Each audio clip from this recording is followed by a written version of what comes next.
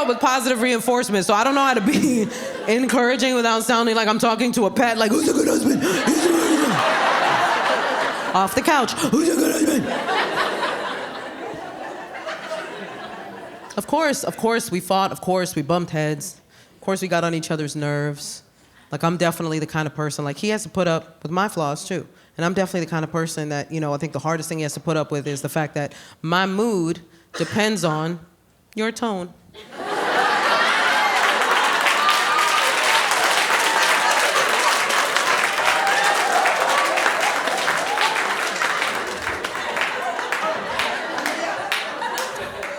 You don't have to tell me. I know it's toxic. I'm aware. I'm working on it. It's not fun, you know what I mean? To be the kind of person that's always like, what'd you say? And at this point, we've established that when a woman says, what'd you say? She's not asking you to repeat what you said.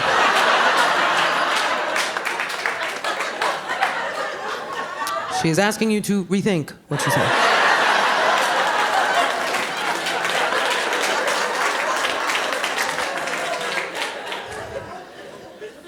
It's not fun to have somebody walking on eggshells like that, you know what I mean? Like, what'd you say? Good morning?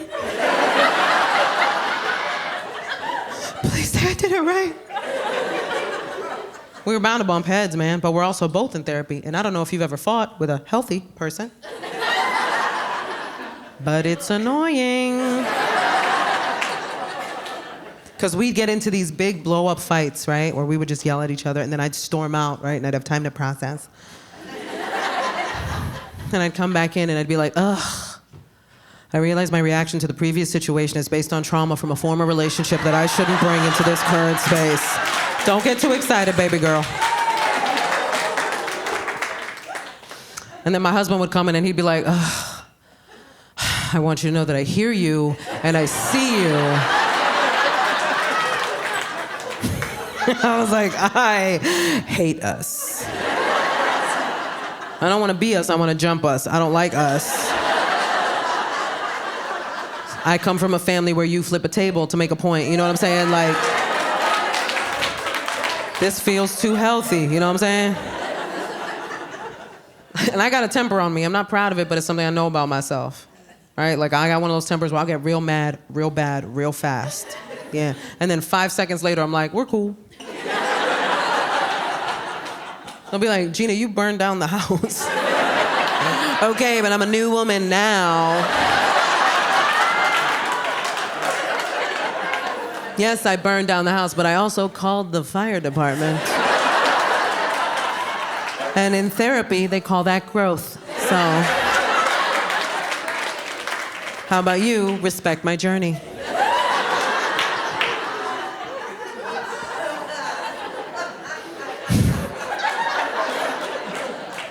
It ain't easy. I remember our biggest fight was also, coincidentally, our dumbest fight. Yeah. It was over socks. Yeah, we had the sock fight. Mm-hmm. He kept leaving his socks everywhere.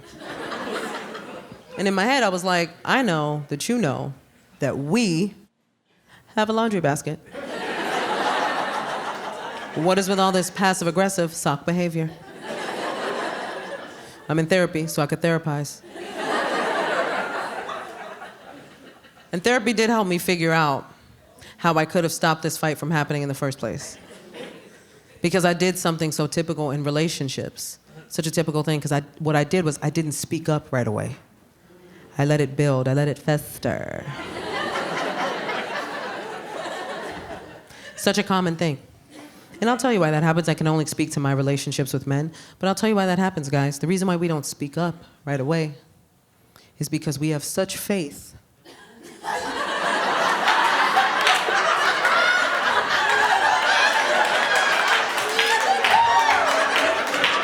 You already know. We have such faith in your ability to tell when we are upset. We truly believe you're going to get all of our little subtle hints. Because that's what we do. That's what we do. Every woman in here can tell you when her partner is upset. Every woman in here. We always know.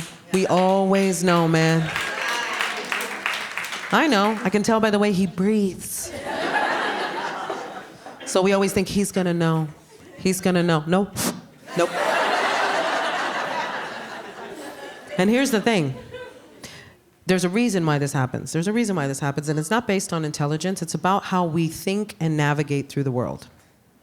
The fact is, as a woman, I have to think 10 steps ahead for my own safety. I can't just walk out the door. I have to figure out where am I going, what time is it, how am I getting back, who am I going with, is it even safe for me to go there in the first place? These are the things we have to think about when we're navigating the world. Men don't have to think that far ahead. You don't have to think in the future. You can think in the now, what's happening now, what's in front of me now. If at any point I'm mad at my husband, yeah. If at any point I am angry at my husband and I were to go into his brain, I feel like it would just be like, do-do-dee-dee-da-da, ba-da, ba-da, ba-da, ba-da, ba-da, ba-da.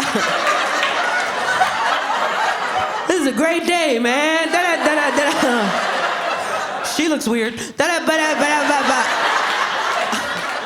I wonder who made her mad, man. I wasn't even here. Yeah-da, da-da, yeah-da, da-da. No clue. He had no idea we were even in a fight. Have you ever had somebody sleep comfortably next to you? When you are fuming mad at them? Whew. That's a tough one.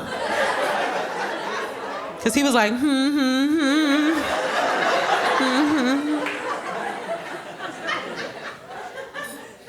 And I was just up like, I've made you too comfortable. I let it fester, I let it build, and then one day I woke up and I was like, today's the day. You know when you feel the rage rising in your body before your feet touch the floor? I was like, somebody gonna get this rage. And I remember, I woke up, I was putting my son in his playpen. It was like 6 a.m. And I saw the Nike check from the corner of my eye. And if you've ever dealt with any kind of anger issues, then you know that at this point, I had to give myself a little pep talk. I was like, don't do nothing crazy. Don't do nothing crazy. I had to become my own therapist, man. I was like, come on, you're journaling.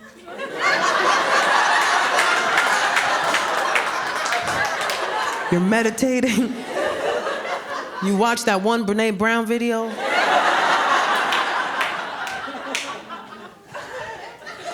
You can do this. And I was like, you know what? I'm not gonna say nothing. I'm not gonna say nothing. I'm just gonna take that sock and I'm gonna cut it up into tiny little pieces. And I'm gonna do that for every sock I find until he has no socks. And then one day he will wake up and he will go, where are my socks? And I will press a button and all of the sock confetti will fall from the ceiling.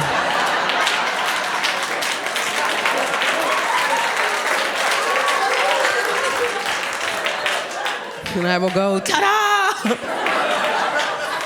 And then I will stab him because I will have snapped.